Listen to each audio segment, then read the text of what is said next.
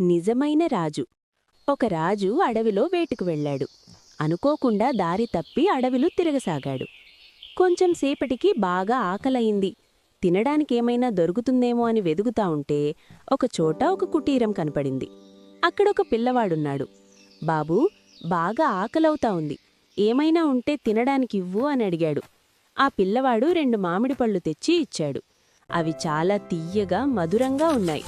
వాటి రుచి చూసి రాజు, అబ్బా, ఇలాంటి తియ్యని పళ్ళు ఇంతవరకు ఎప్పుడూ తినలేదు అనుకొని, ఆ చెట్టు పళ్ళన్నీ తెంపి వెంటనే తీసుకురా అన్నాడు.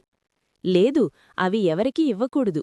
మీలాగే ఆకలితో ఇక్కడికి వచ్చేవారికోసమే ఆ పళ్ళు అన్నాడు ఆ బాలుడు. తన మాటకు ఎదురు చెప్పేసరికి రాజుకు కోపం వచ్చింది.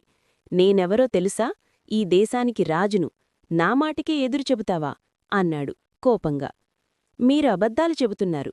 మీరు రాజు కాదని నాకు తెలుసు అన్నాడు బాలుడు. నేను రాజును కాదా?